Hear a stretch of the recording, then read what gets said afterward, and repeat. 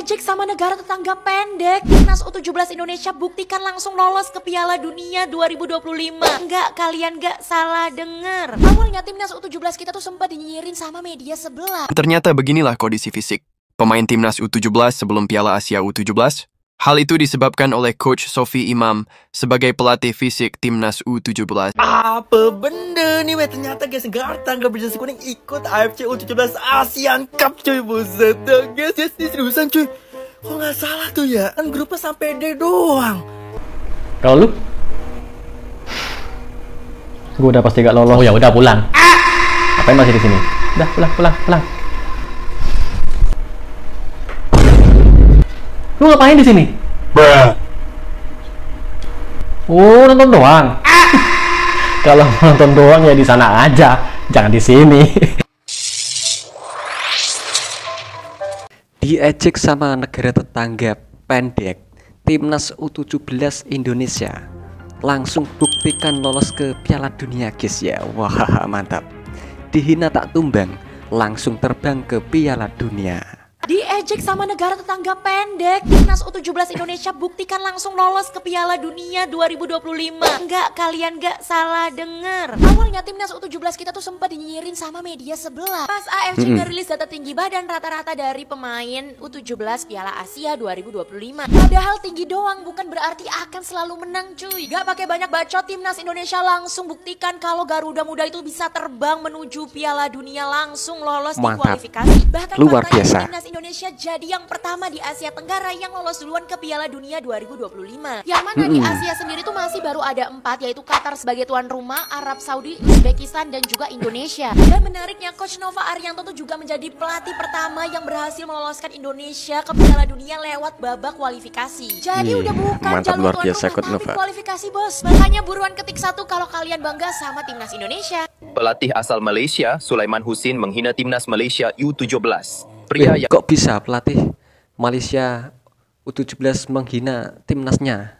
kini menjabat sebagai direktur teknis ini mengatakan sepak bola usia muda Malaysia jalan di tempat ketika sang tetangga, yaitu timnas Indonesia U17, memastikan tempat di Piala Dunia U17 2025. Sementara kita masih di sini, masih mencari turnamen Cup Ayam. Apa yang bisa diikuti minggu depan? Lemari trofi juga belum penuh juga. Kontrol bola pemain belum benar, kata pelatih Sulaiman Husin. U17 2025. Ternyata inilah salah satu faktor keberhasilan mereka. Indonesia memang sudah dipastikan lolos ke Piala Dunia U17 setelah berhasil memenangkan 2 laga mereka di Piala Asia. Dan salah satu faktor keberhasilan itu adalah karena kuatnya fisik pemain timnas U17 hingga selalu menang duel dan tidak mudah jatuh. Bahkan mereka tidak merasa kelelahan bermain 90 menit. Dan ternyata beginilah kondisi fisik pemain timnas U17. Gila guys, itu lihat tuh, keker banget itu. Gila. Gini kok Malaysia berani menghina guys. Itu lihat itu tubuhnya, roti sobek itu, keren. Ini masih 17 nih, luar biasa. Belum Piala Asia U17, hal itu disebabkan oleh Coach Sofi Imam sebagai pelatih fisik timnas U17. Dan juga berkat taktik dan kedisiplinan Coach Nova. Dan juga berkat kerja keras seluruh pemain timnas U17. Jadi tidak heran jika timnas Indonesia U17 berhasil lolos ke Piala Dunia dengan mudah. Apa benda nih, ternyata guys, Grup E. Masa ada grup E nih Piala Asia? Tangga berjasa kuning ikut AFC U17 ASEAN Cup cuy, buset guys, ini seriusan cuy. Kok gak salah tuh ya, kan grupnya sampai D doang. Iya, sampai D, ini ada grup E. Kok bisa sih ada sampai grup E-nya cuy? Buset dah. Dan ternyata guys, di grup E itu ada Malaysia, Jepang Ijo, Ireland KW, ada juga Sri Lanka. Buset dah. Nih guys, ya gua dapet di poin ini dari Haikal AM cuy. Profil aja FAM cuy. Wah, anjir, gua baru tahu cok. Buset dah.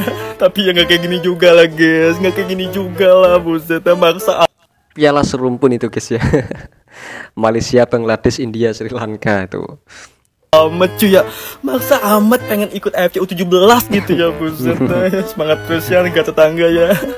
Aku tahu rasanya gimana kalau misalnya lolos. Timnas Indonesia lolos ke Piala Dunia U17, pelatih Malaysia hina timnasnya sendiri.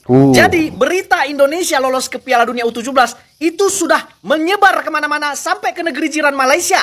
Nah, salah satu media olahraga terbesar di Malaysia, Makan Bola, itu mewawancarai pelatih timnas U17 Malaysia, Sulaiman Husin. Ditanya tuh di dalam wawancara, bagaimana pendapat pelatih terhadap kelolosan timnas Indonesia ke Piala Dunia dibandingkan dengan Malaysia yang Piala Asia ini aja nggak lolos? Sulaiman Husin menjawab, seperti inilah jawabannya ya. Kita masih di sini, tahan bola naik sampai ke hidung. Jadi kalau diucapkan dengan logat dan bahasa Melayu kurang lebih seperti ini. Piala Dunia konon, Piala Dunia konon. Kita masih di sini, tahan bola sampai ke hidung. Ya, Sulaiman Husin menyampaikan hal itu bukan tanpa alasan ya. Sepertinya Malaysia memang hanya jago di Asia Tenggara. 2023, Malaysia itu lolos ke Piala Asia setelah dikualifikasi membantai timnas Indonesia 5-1. Tetapi di Piala Asia justru Malaysia terbantai oleh Yaman 4-0. Jadi sepertinya sangat sulit untuk Malaysia lolos ke Piala Dunia dari Keadaan terbalik guys ya. jalur kualifikasi. Karena mereka nahan bola masih sampai ke hidung. Salam, Di Mateo. Ketika pamer lolos Pildun ke tim AFF. Wih, ketika pamer lolos Pildun ke tim AFF guys. Ke Thailand. Gue udah lolos Pildun nih. Kalian gimana? Gue masih UTW nih. Tapi belum pasti. Gue masih UTW nih. Yang penting masih ada kesempatan lah buat lolos ke Pildun. Vietnam. Oke, semangat ya. Kalau lu? Si Thailand ini. Gue udah pasti gak lolos. Oh ya udah pulang. Gue pasti udah gak lolos, ya udah pulang sana. Apa masih di sini? Pulang.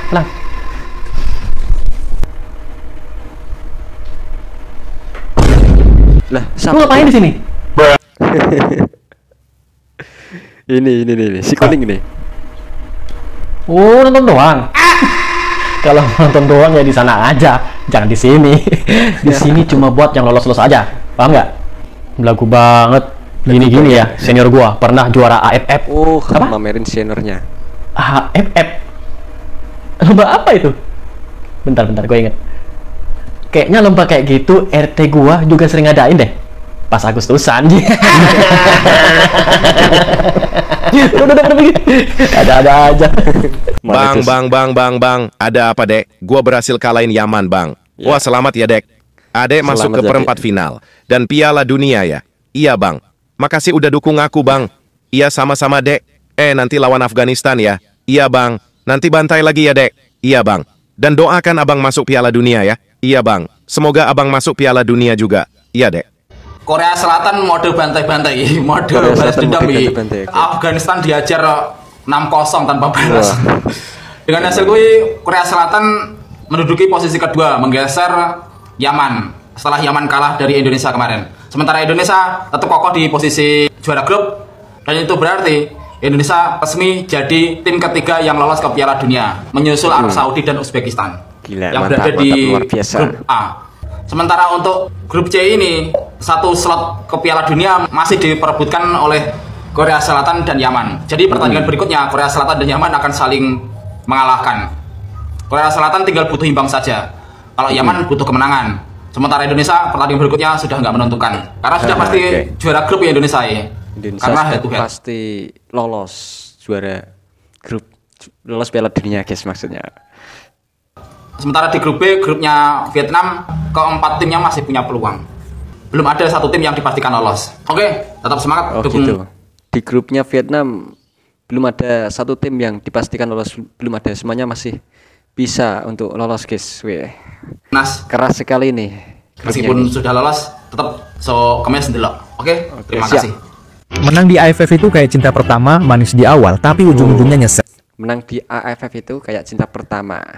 Kalian sadar nggak? Kutukan juara Piala AFF kayaknya makin nyata. Bukan cuma Indonesia yang pernah kena getahnya. Sekarang timnas Australia U17 juga ikut-ikutan masuk jurang yang sama. Kemenangan di AFF itu emang enak di awal, tapi pas masuk Piala Asia kayak mie instan tanpa bumbu, hambar. Coba kalian lihat, Kanguru muda alias timnas Australia U17 baru aja angkat Piala AFF U16 2024 kemarin. Lawan Thailand lumayan tangguh, menang adu penalti, rame-rame lari sambil peluk-pelukan, selebrasi gaya superhero. Tapi pas masuk Piala Asia U17 2025 langsung menggap-menggap kayak ikan lele kehabisan oksigen. Match pertama ditahan imbang Vietnam 1-1, masih bisa senyum dikit lah. Tapi match kedua habis dibabat Uni Emirat Arab 0-2. Sekarang mereka terdampar di dasar klasemen grup B, cuma punya 1 poin. Sedihnya setengah mati loh itu. Dan sekarang mereka harus menang di match terakhir lawan Jepang. Parah sih, lawan Jepang loh itu. Tim yang mainnya udah kayak anim, cepat, presisi, dan kalau perlu jurus bayangan juga keluar. Jepang cuma butuh seri buat lolos, sedangkan Australia harus menang, harus banget malah. Rasanya tuh kayak kalian disuruh balikan sama Man.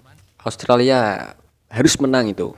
Kalau Jepang hanya butuh hasil seri sudah lolos guys. Yang udah nikah sama orang lain, peluangnya ada tapi kecil. Sementara gimana dengan timnas Indonesia? Indonesia U17 malah senyum-senyum kalem kayak abis dapet THR. Padahal di AFF U16 2024 kita cuma nyampe semifinal. Tapi sekarang udah resmi lolos ke Piala Dunia U17 2025 karena jadi luar biasa. juara grup di Piala Asia. Keren gak tuh? Ini mirip banget sama yang terjadi sama timnas Indonesia U20 sebelumnya. Waktu itu menang di AFF U19 2024, tapi pas di Piala Asia U20 dihabisin Iran, digulung Uzbekistan, ditahan Yaman. Nasibnya udah kayak nasi goreng dingin, tinggal dibuang ke tong sampah aja. Jadi bisa dibilang kemenangan di Piala AFF itu ibarat gebetan yang kelihatan perfect, tapi pas diajak jalan hobinya main HP mulu, nggak nyambung ke kitanya. Yang penting itu bukan cuma jago di awal, tapi konsisten sampai akhir. Intinya jangan mudah terlena sama medali emas Piala AFF. Kadang itu cuma ilusi manis sebelum badai datang. Dan Australia mungkin sekarang lagi nyari jimat anti kutukan di Shopee.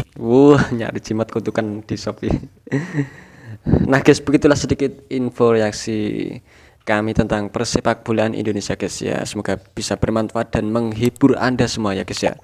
Oke, terima kasih guys. Jika ada kesalahan kata-kata yang kami ucapkan, kami mohon maaf sebanyak-banyaknya. Terima kasih. Wassalamualaikum warahmatullahi wabarakatuh. Thank you.